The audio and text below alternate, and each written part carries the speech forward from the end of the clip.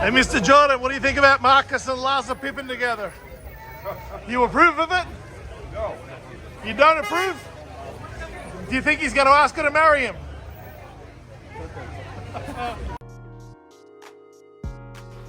I think we need to all go ahead and look at this right here as a situation for Michael Jordan to say that he kept it G when the interviewer asked him, do he agree with his son being with Scottie Pippen's ex-wife?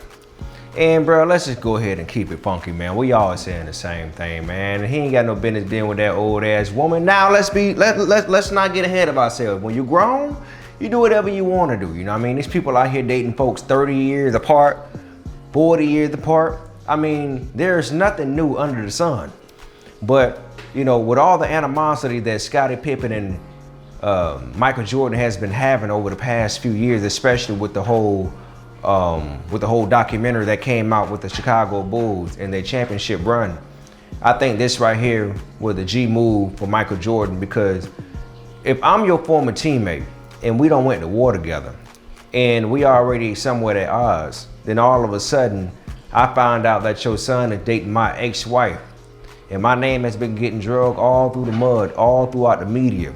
I was once a respected name. I'm still a respected name, but it just seems like ain't nobody respecting me and respecting my character as of lately. And it's quite disappointing, it's quite sickening, quite saddening, because you hate to see a legend go out like that with disrespect.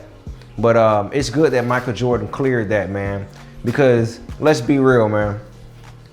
If that was my teammate, I would damn near hem my son up.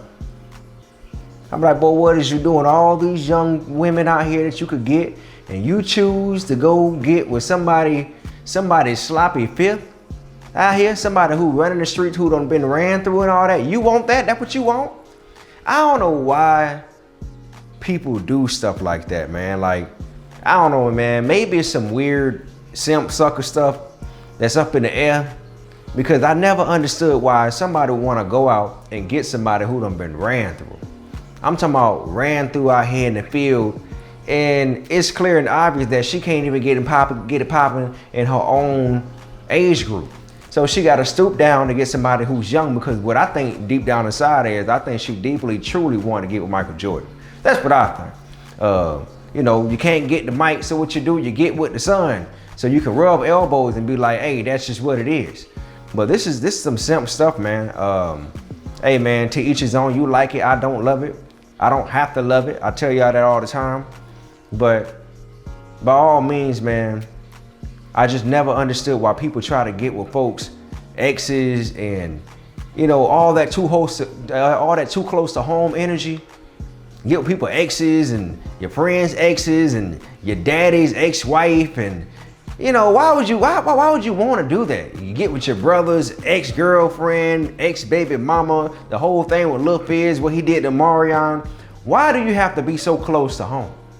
And then y'all try to make it sound like it's just so easy by saying, you know what, well, y'all not together no more, so what? Some of y'all nasty like that, man. Some of y'all would rather risk a relationship, a bond with someone, all because you want to mesh up with somebody else. And then the crazy part about it is, most people do not make it to the end of time. A successful relationship is when it ends, is when one of y'all hit that box and get dropped 6 feet under. That's a real successful relationship. But the both of y'all living, I'm gonna say over 90% of the time, y'all not gonna make it, bro. So you're gonna look foolish when it's all over with. You done did all that. You got your daddy looking awkward right next to his ex-teammate and all that junk. You done did all this, all for the sake of what? Bro, your daddy Michael Jordan, bro, you ain't got to go this route. But hey, I'm sure he done heard it all. When they get to getting real vocal about other folks' relationships and stuff, that tend to make them stay together even more. So my opinion really don't mean nothing. This is just really a dialogue between y'all, and for the folks out there that really got this type of issue, it really ain't even towards Marcus, even though it's simpish and it's crazy. But hey, it is what it is, man. I told y'all, if you like it, I don't love it. What y'all think?